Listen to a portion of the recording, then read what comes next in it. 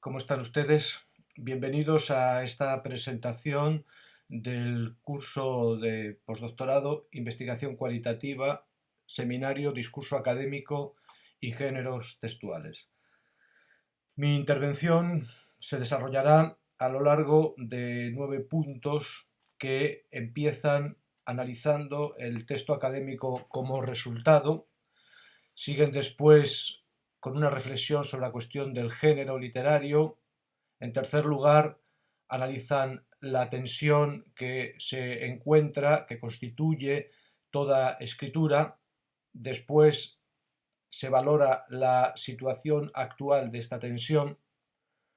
En quinto lugar, se tiene en cuenta la situación real de los participantes en este curso, gente inserta en el mundo académico. En sexto lugar, se reflexiona sobre el concepto de comunicación en un mundo como el nuestro. A continuación, hablaré de la ampliación de lo real que tiene lugar en este mundo nuestro.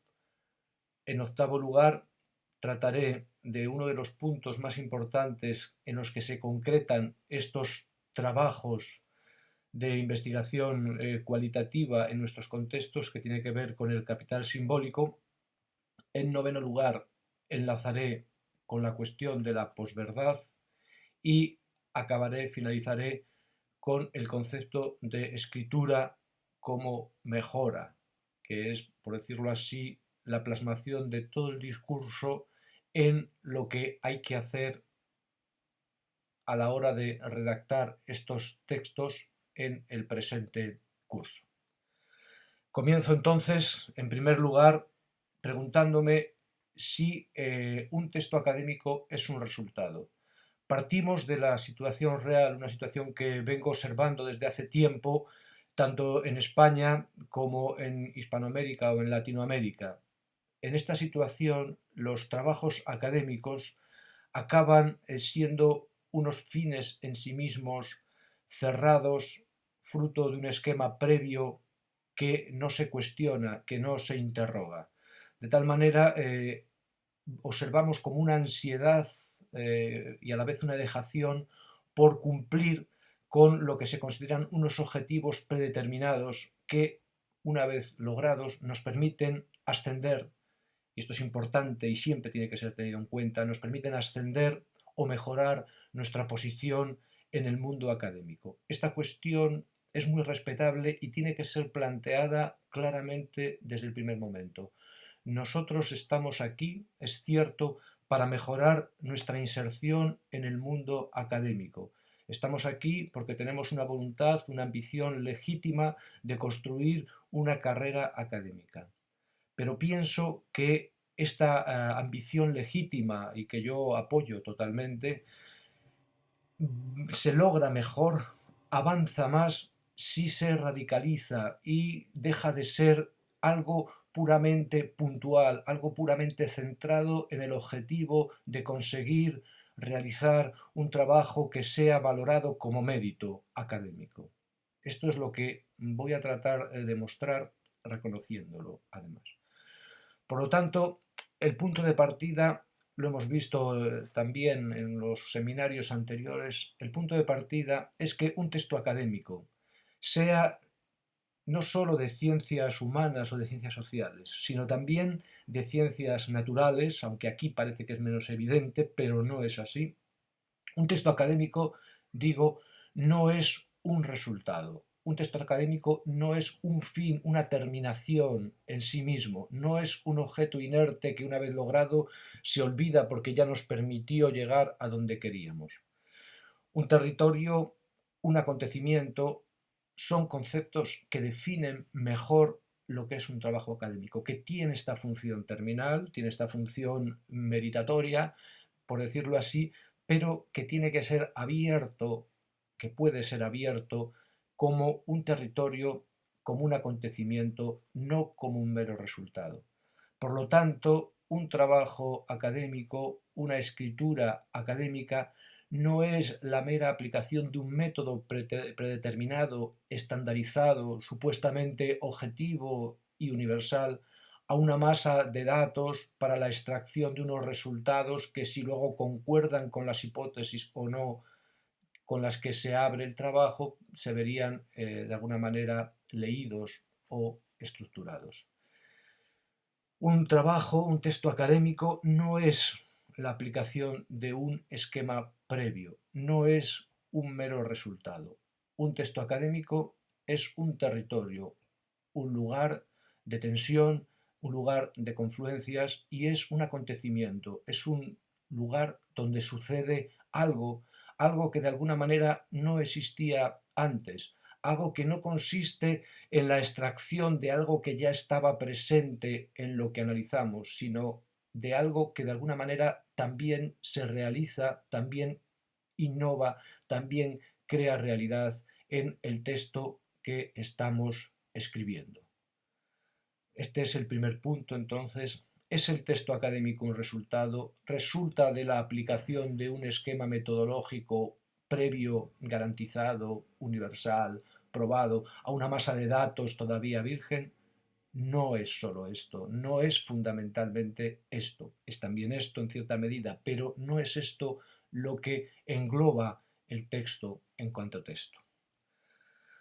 Por lo tanto, no siendo un texto algo predeterminado ni predeterminable, aunque sí encauzado, no siendo un texto algo que de alguna manera ya está previsto, no tenemos un género previo tampoco al que escribirlo. Por lo tanto, un texto académico no solo no es un resultado, sino que un texto académico no tiene un género predeterminado. El ensayo, por decirlo así, el análisis de corte ensayístico, cuantitativo o cualitativo, no es un género determinado, no es un género cerrado. Esta es una cuestión muy importante y la señalamos también en las fases previas de este seminario. No existe una realidad dada que puede ser mirada o leída desde un punto de vista definido.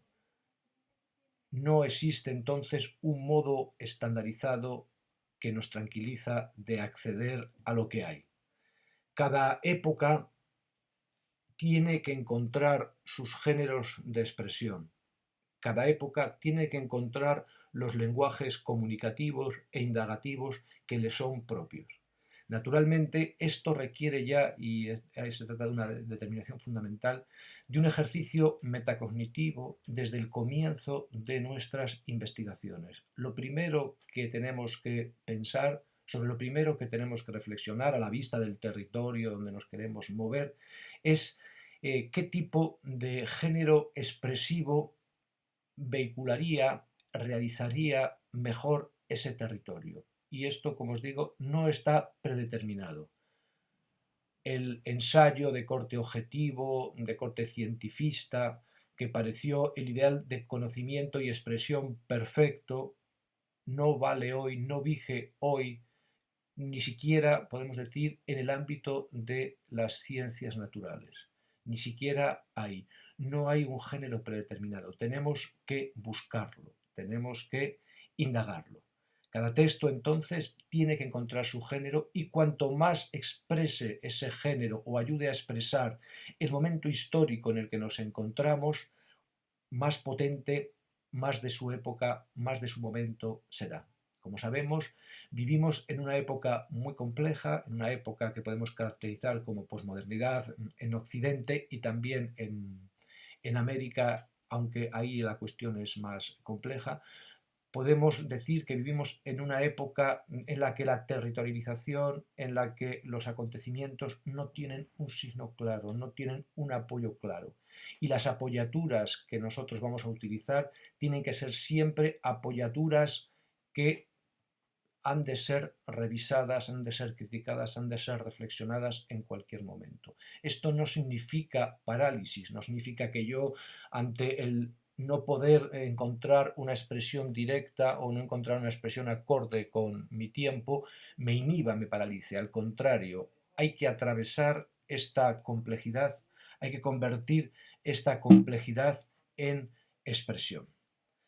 Los géneros entonces son una cuestión primordial, una cuestión que tiene que estar siempre presente. cuáles son los géneros que expresan mejor nuestra época, que contribuyen no solo a darnos lo que está ahí, sino a realizar lo que no está ahí, qué géneros son los propios de nuestra época, tanto para las ciencias humanas como para las ciencias naturales. Esto tenemos que preguntárnoslo. Y, en segundo lugar, el género que decidamos o los géneros en hibridación que utilicemos no son plantillas, no se pueden utilizar como datos ya aseveradores cuya aplicación me garantiza unos resultados ya potentes, ya definitivos. Los géneros son orientadores, son géneros fluidos, por lo tanto, son géneros que actúan de alguna manera como atractores, como lugares o modos de recolección de lo real, no como reflejo estructurado de algo que está ahí previamente. Es importante entender que no nos paraliza la cuestión del género, no nos inhibe, porque los géneros contemporáneos están también reglados. Toda acción humana es una acción reglada, es una acción que es de alguna manera entonces racional. La cuestión es el alcance, el espesor de esta racionalidad, el lugar de esta racionalidad. Tradicionalmente se entendía que una racionalidad de corte lógico, de corte esquemático, precedía, acontecía y sucedía a la indagación.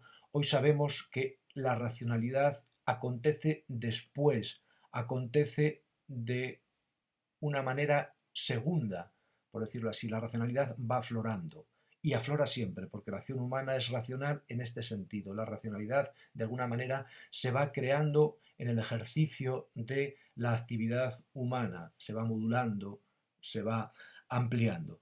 Por lo tanto, los géneros que utilicemos, los tipos de escritura que utilicemos, están ya reglados y se someten a diversas reglas. Lo que sucede es que estas reglas siempre son reglas de alguna manera discutibles, son siempre reglas en proceso. Es decir, nos dan resultados, pero los resultados están en lo abierto, están en un camino, son una parte y no una estructura envolvente. Es decir, la escritura que busca su género de expresión no se define por su carácter cerrado, por su carácter conclusivo que absorbe y olvida la facticidad y la historia, sino por su carácter abierto. La racionalidad se plantea entonces en la abertura, como no dada totalmente en el momento anterior, sino como algo que se va dilatando, se va desviando, se va ampliando, pero que traza un marco suficiente como para permitirnos la escritura, como para permitirnos el análisis, como para permitirnos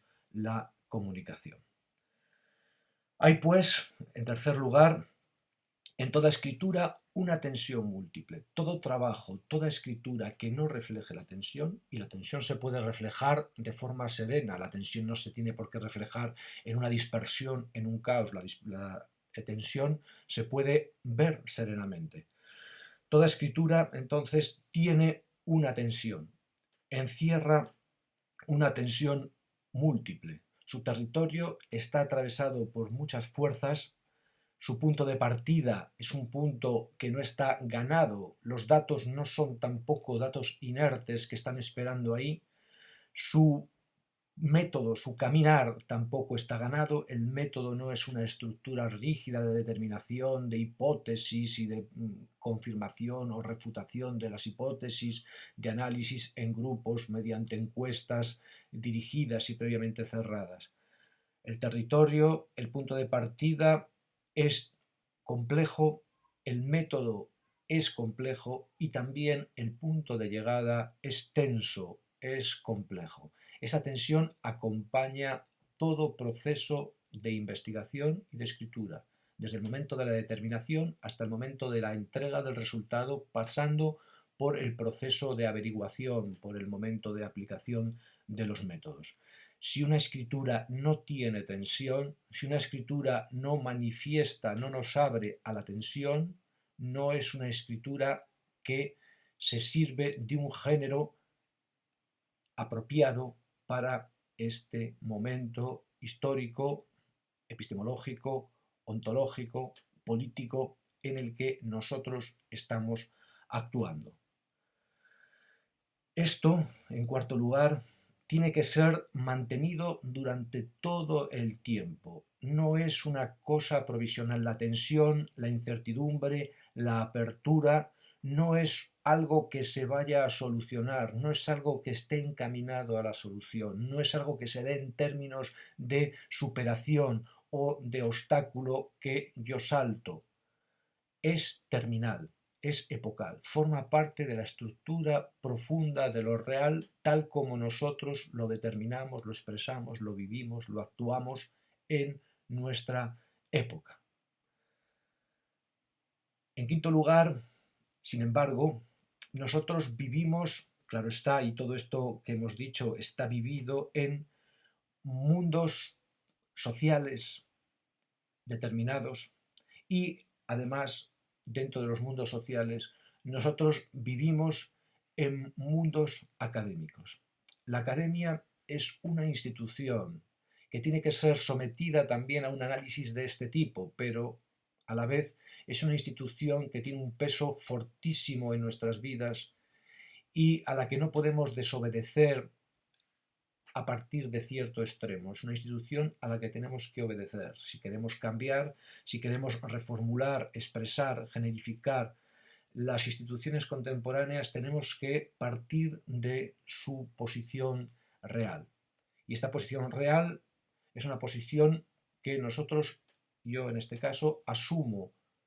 Por lo tanto, entonces, los trabajos académicos en el mundo académico actual, donde hay una teoría de las instituciones determinada, el mundo académico es un mundo, digo, en el que predomina fundamentalmente la dimensión comunicativa del lenguaje. Por lo tanto, nuestros trabajos, nuestros textos están envueltos por lo comunicativo. Son textos que tienen que comunicar, es decir, tienen que ser textos que tienen que ser entendidos y aprobados por una comunidad que nos precede de alguna manera y nos envuelve.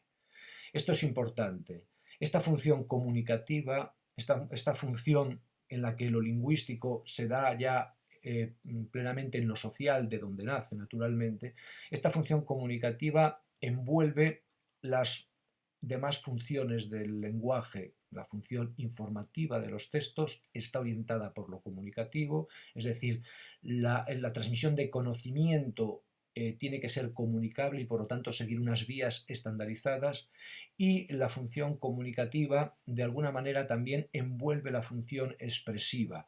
Los acentos, las voluntades de cambio, los elementos pugnaces de transformación, incluso el mismo concepto de apertura que estamos viendo, tiene que ser modulado por la función de la comunicación. Es decir, en la comunicación tiene que estar la información legible y tiene que estar la expresión contenida, modulada, formulada, pero contenida. Porque en la función comunicativa, por lo menos desde un punto de vista EMIC, al que nosotros nos atenemos, la función comunicativa, como digo, desde un punto de vista al menos EMIC, está regulada hoy en día aparentemente, y como os digo a esto nos atenemos, por el ethos mertoniano, es decir, por un ethos que supone que la transmisión de los conocimientos, la interacción comunicativa, se produce de forma honesta, de forma ordenada y con vistas al incremento social del conocimiento. Este estándar, que es discutible y lo sabemos, sin embargo, es un estándar del que nosotros partimos. Lo primero que tenemos que hacer es comunicar los conocimientos que estamos obteniendo, informando de ellos y expresando también la posición de mundo que realizan. Estamos en un mundo académico, entonces, al que nos debemos, pero en este mundo académico nosotros también, mediante nuestra escritura, introducimos una tensión, introducimos la tensión del acontecimiento. Nosotros aceptamos la institución como una paralización de los acontecimientos, como una especie de inmortalidad de lo decidido socialmente, pero intentamos maximizar el momento del acontecimiento, el momento de la tensión. Nos preguntamos entonces, en sexto lugar, ¿Qué significa desde este reconocimiento de la institución, pero a la vez desde esta postulación de la introducción de la tensión en la escritura? Nos preguntamos qué significa comunicación en un mundo como el nuestro, en el mundo en el que realmente nos movemos, en el mundo en el que nos ganamos el pan y el prestigio. Entendemos la comunicación, y así quiero entenderla en el discurso académico, en la realización de trabajos. Entiendo la comunicación como un incremento del proyecto social. En este sentido, recojo lo que es probablemente lo mejor de los ethos de corte mertoniano. La comunicación, que unifica información y expresión, busca incrementar un proyecto social. Es decir, no es la mera continuidad de la vida tal como se da, porque ni la realidad es estática, ni el conocimiento es mero reflejo, ni por lo tanto la producción de trabajos es mero mantenimiento del status quo intelectual y social determinado. No. La comunicación tal como debe ser entendida, en mi opinión, institucionalmente, pero traspasada por el acontecimiento, por la pugnacidad del mundo contemporáneo, tiene que ver con un incremento de proyecto social, con un incremento que yo me atrevo a calificar, luego habrá que ver cómo se inserta esto en el mundo contemporáneo, que yo me atrevo a calificar de incrementativo, de aumentativo. La comunicación es un incremento de un proyecto social de carácter, vamos a decir así, progresista, de carácter socializador en sentido estricto. Es un incremento entonces de la densidad, de la riqueza, de las potencialidades de los individuos y por lo tanto de la sociedad en la que estos individuos viven. En cada caso, entonces, en cada uno de nuestros trabajos, en cada uno de vuestros trabajos, no solo hay que plantearse las cuestiones epistemológicas de géneros, comunicaciones, sino que hay que plantearse a la vez, la cuestión social. Mi trabajo, el trabajo que yo realizo, incrementa las posibilidades, las potencialidades, la riqueza de la sociedad en la que yo vivo. Es una cuestión que debemos plantearnos. No forzar, no hacer todo trabajo meliorativamente prima facie. No hace falta que todo trabajo tenga una intención primaria mejorativa. Un trabajo bien realizado sobre un campo de vida de las propias sociedades, simplemente atendiendo a este campo de vida como campo de realidad, es ya un trabajo meliorativo, un trabajo que incrementa el valor de lo social.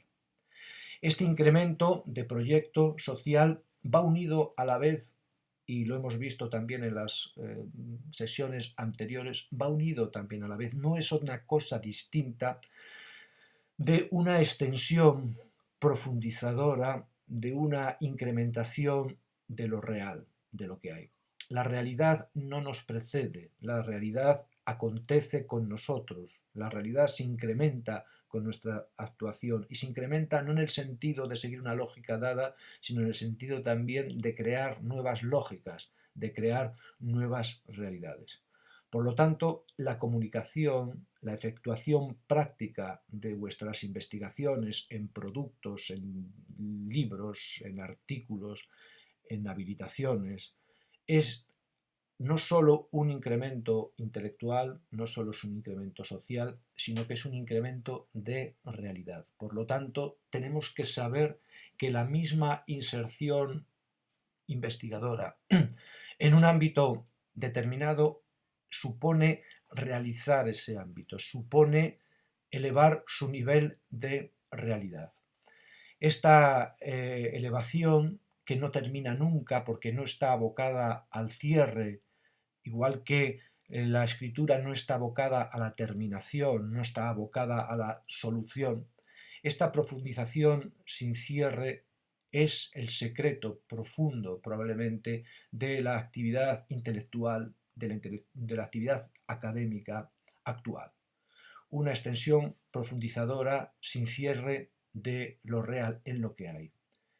Una extensión que no tiene carácter de progreso en sentido moderno, no es que la realidad y su ser y su conocer estén ahí, se vayan incrementando sobre lo dado, sino que tiene un carácter diferente, tiene un carácter de dilatación, porque no hay una meta, no hay tampoco una evolución lineal, no hay una incrementación que se va sumando, sino que los procesos de ampliación y de profundización son complejos, no son lineales, no están garantizados por un fondo de realidad o por un método perfecto de acertar en esa realidad. Es una cuestión también que hay que plantearse. ¿En qué consiste la profundización?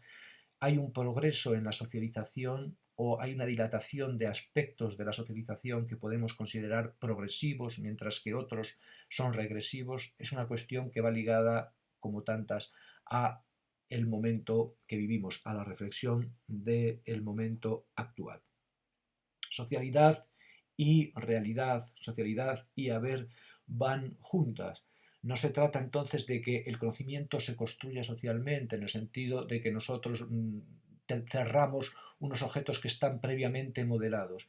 Esta socialización del conocimiento, esta incrementación social de la realidad tiene un sentido más profundo, más potente, porque la visión tradicional de la socialización del conocimiento tiene un sentido, por decirlo así, ahistórico, casi trascendental.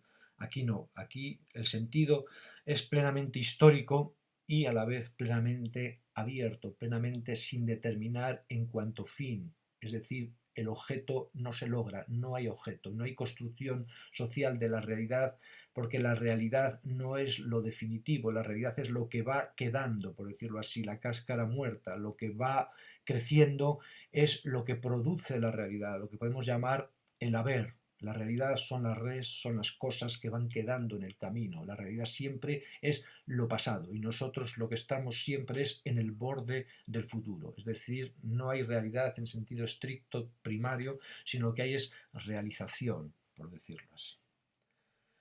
Esto implica que toda escritura, todo discurso académico que está orientado por esta apertura metodológica, por esta comunicación social, por esta profundización en la realidad como realización, todo esto incluye un elemento muy fuerte de compromiso y de reflexividad. Es decir, a pesar, fijaos bien, de que los géneros son como difusos, no están determinados, a pesar de que los métodos no están preestablecidos, estos métodos tienen que ser reflexionados continuamente, tienen que ser buscados continuamente en lo que tienen de realización. Esto es una cuestión muy importante. El compromiso social, que es un compromiso, queramos o no, de construcción de la realidad social en nuestros trabajos, en nuestras formas de expresión, esta forma de compromiso incluye un elemento potentísimo de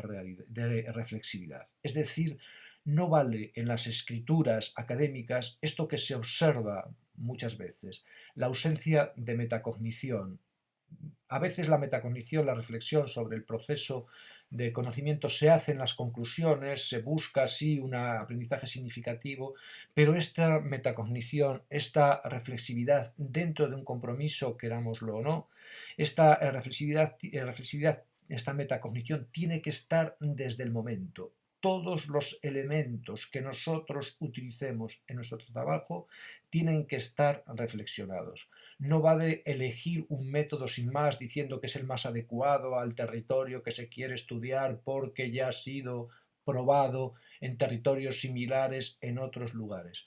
Esto no es un trabajo que se puede incluir en un discurso académico contemporáneo, en mi opinión. En todo momento, en toda elección, sea elección de metodología o sea elección de bibliografía, tiene que haber un elemento de reflexividad. No vale elegir un método por su éxito, no vale elegir una serie de lecturas porque están estandarizadas, son comúnmente aceptadas, es lo que se lleva. Todo trabajo de investigación, toda escritura de investigación tiene que llevar en la bibliografía, en mi opinión, un elemento metacognitivo, es decir, cada libro, cada artículo, cada página web que se elige y que se analiza tiene que ser explicitada. He elegido este libro por esta razón, de este libro he elegido este punto de vista por esta razón, he rechazado este otro punto de vista por esta razón y mi valoración, por consiguiente, queda expresada en la bibliografía. Las bibliografías tienen que tender a ser bibliografías comentadas, no bibliografías extensas donde uno puede citar de todo porque está todo ahí para ser citado, sino bibliografías que han sido atravesadas. Por lo tanto, el método tiene que haber sido atravesado, tiene que haber sido decidido. Cuando se habla del estado del arte, que es una cosa que se hace mucho en Latinoamérica, el estado del arte tiene que estar atravesado, no puede estar solo puesto, tiene que estar atravesado, tiene que estar vivificado, tiene que estar comparado, tiene que estar luchado entre sí y entre uno mismo. Por lo tanto, entonces, metacognición, reflexividad en todos los elementos y en todos los elementos de la escritura, sin hacer, sin embargo, el texto pesado. Del mismo modo que un texto que refleja, que manifiesta, que expresa la tensión, no tiene por qué ser un texto crispado, del mismo modo que un texto que rechaza las lógicas preestablecidas no puede ser un texto arbitrario, sino un texto que reflexiona de otro modo sobre la lógica. Un texto escrito como discurso académico tiene que ser un texto absolutamente reflexionado, sin ser pesado, sin ser excesivamente prolijo. Hay que escribir el texto. Los textos tienen que ser o tender a ser sintéticos, y entonces todo este trabajo enorme de metacognición tiene que estar introducido en el relato, tiene que estar introducido en la escritura, tiene que estar presente sin que sea un obstáculo, por decirlo así, para la lectura. Todo esto, en séptimo lugar, esta unión entre compromiso y reflexividad, entre socialidad e incremento de la realidad, entre apertura y rigor, entre discusión y exposición, nos muestra, en séptimo lugar, como digo, que la ampliación de lo real, la ampliación de la realidad en la escritura de textos de investigación tiene que ser una ampliación de lo real en superposición. Es decir, el hecho de que nosotros no busquemos disolver, el hecho de que nosotros no busquemos cerrar, el hecho de que nosotros no busquemos que el texto sea un resultado inerte, un resultado sin vida, nos hace pensar la colección de textos que nosotros vamos a escribir, la colección de investigaciones que nosotros vamos a realizar, desde la idea, desde la categoría de superposición. Esto es muy importante, en mi opinión, porque las metodologías contemporáneas y las carreras académicas y las formas de seleccionar artículos en revistas, etcétera, nos llevan a una excesiva unificación de nuestra trayectoria, a una excesiva permanencia en determinados territorios y en determinadas metodologías, que hace que nuestros trabajos sean repeticiones, sean variaciones de lo mismo, de lo ganado, de lo estandarizado, de lo que nos sirve para progresar académicamente. Como os digo, es legítimo progresar académicamente, pero de la misma manera que nosotros reconocemos la comunicación institucional como la piedra de toque de la información que queremos transmitir y de las expresiones que queremos comunicar, de la misma manera nosotros reconocemos también el estándar académico de la promoción como algo que tiene que ser reconocido, pero a la vez pedimos y luchamos y tenemos que combatir la excesiva unificación a la que esto obliga. Nosotros escribimos pensando ya en el reconocimiento público académico que va a tener nuestra escritura. En cierto modo, esto hay que hacerlo, es así, pero a la vez en toda escritura tiene que haber un esfuerzo por poner lo escrito no en un horizonte de convergencia, de uniformidad, de siempre lo mismo, sino lo que podemos llamar un horizonte de superposición. Es decir, nosotros sabemos que los trabajos académicos, los análisis de territorios, las expresiones de acontecimientos, de alguna manera, estando en lo abierto, estando en lo no conclusivo, tienen que ser expresados también de forma no cerrada, de forma no soluble, de forma superpuesta. Los trabajos no forman entonces una hilera, no están puestos desde un mismo punto de vista, no pueden ser juzgados por la misma plantilla, sino que de alguna manera muestran diferencias, muestran resultados, abordamientos, análisis que no confluyen, por decirlo así. Es decir, tenemos que procurar que nuestras escrituras sean de algún modo también divergentes entre sí. Esto es muy importante, en mi opinión. No debemos convertirnos en escritores, en analistas, en académicos, en investigadores seriales, donde la repetición domina sobre la diferencia. La escritura tiene que ir abriéndose al territorio de la diferencia para que también los mecanismos institucionales se vayan abriendo al territorio de la diferencia. Diferencia entonces en los temas elegidos, diferencia en los métodos utilizados, diferencia en la forma de cerrar los trabajos. De alguna manera, entonces, nuestros trabajos, igual que el mundo académico, igual que la sociedad, igual que la realidad, tiene que ir caminando hacia la superposición, que consiste en la convivencia de lo diferente, de lo diverso, de lo irreductible. En octavo lugar, y avanzando ya hacia los finales, decimos que esta metodología, esta idea, esta categoría de la superposición es una idea potente frente a la convergencia, frente a la unificación, frente a la uniformización, frente a la no reflexividad que se suele exigir. Decimos que esta ampliación es potente porque esta ampliación supone también una ampliación de lo que hay, una ampliación de lo que llamamos realidad o del irse realizándose. Y supone una ampliación ontológica y política. Nosotros nos dedicamos fundamentalmente a hacer análisis de lugares que no constituyen, por decirlo así, el culmen valorativo, el culmen del ser contemporáneo. Trabajamos con grupos de población, en muchos casos, que ocupan los lugares inferiores de la consideración social, sean grupos indígenas, sean grupos marginales, sean grupos de clases sociales bajas, sean grupos excluidos o todavía en exclusión. Es muy importante entonces traer, o evitando esta noción paternalista, abrir a estos grupos hacia la valoración y por lo tanto a contribuir al incremento del capital simbólico.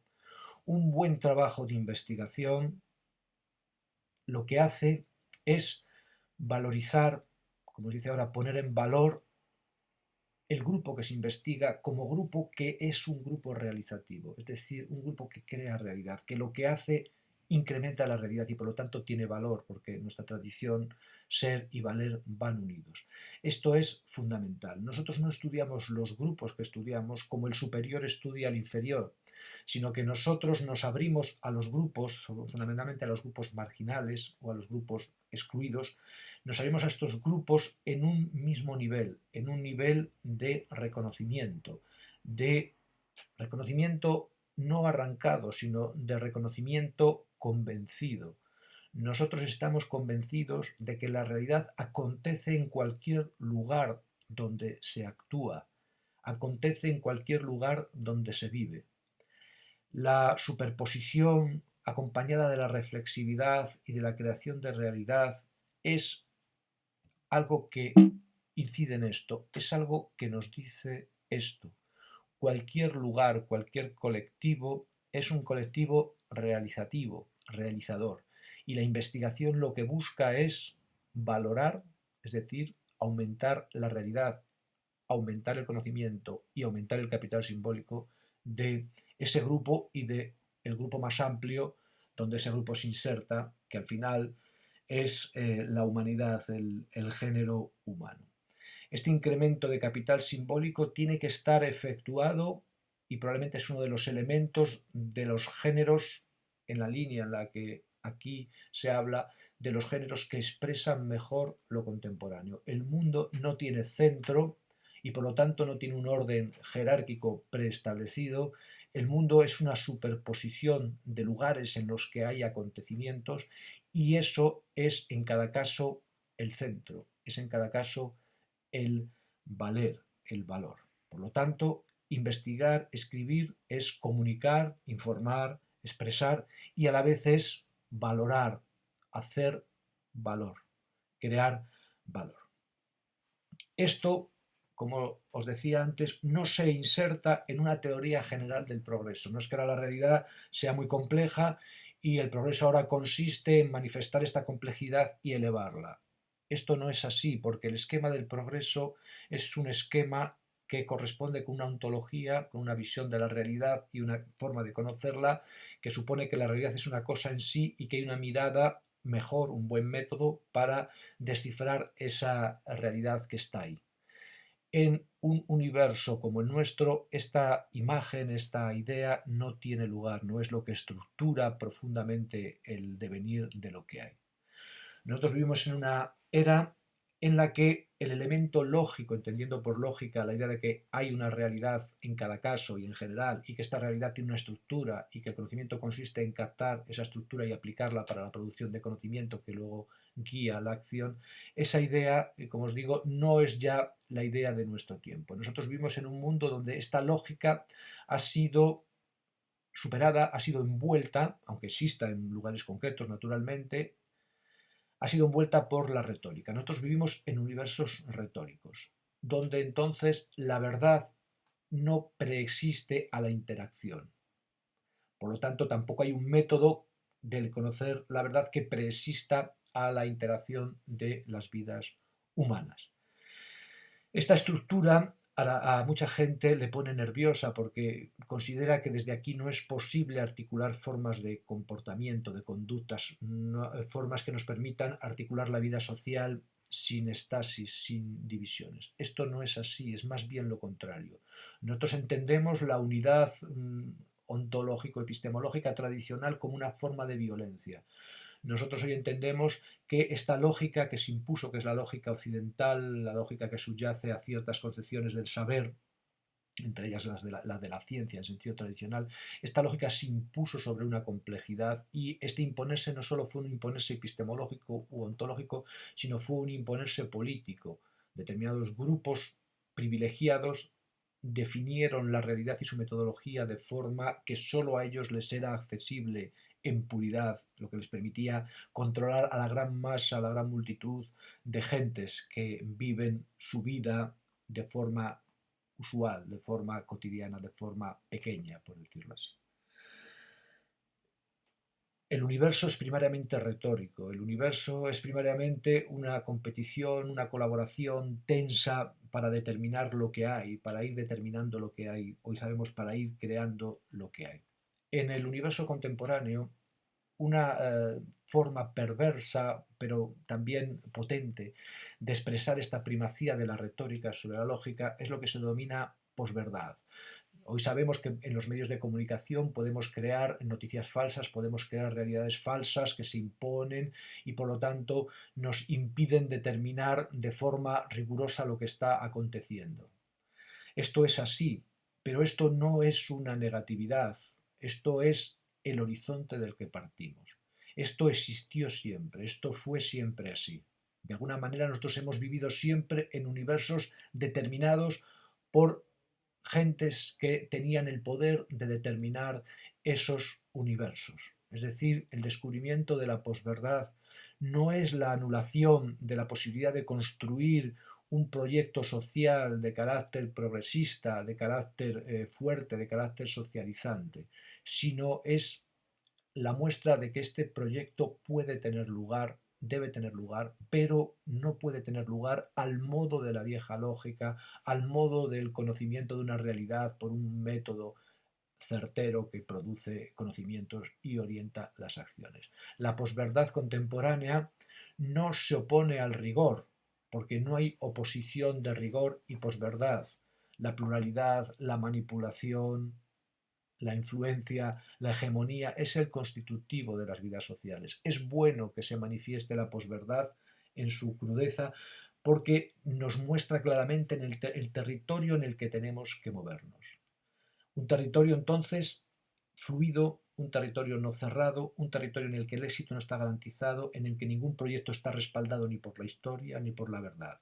Pero esto no significa que el proyecto no pueda hacerse paso, no puede abrirse paso si quiere utilizar las lógicas tradicionales, pero hay una posibilidad de revertir las orientaciones dadas, hay una posibilidad de orientarse en el sentido que queremos orientarnos.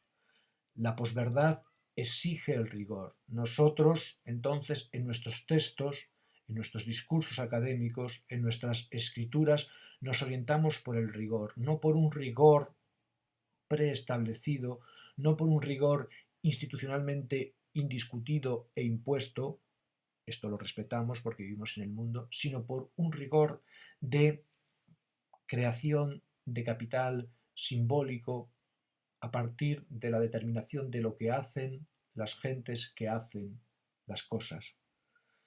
La posverdad entonces es el territorio en el que nos movemos. En la posverdad, en la retórica, hay la posibilidad de una nueva lógica, una lógica sectorial, una lógica pequeña quizá, pero una lógica posible, muy potente, que es, en mi opinión, la lógica que mejor expresa dentro de este mundo complejo las posibilidades creativas del mundo presente. Una lógica entonces que no está envolviendo, sino que está envuelta, no una lógica que se despliega imperialmente, sino una lógica que se abre paso con dificultad, incrementando territorios entonces ontológicos, epistemológicos y sociopolíticos.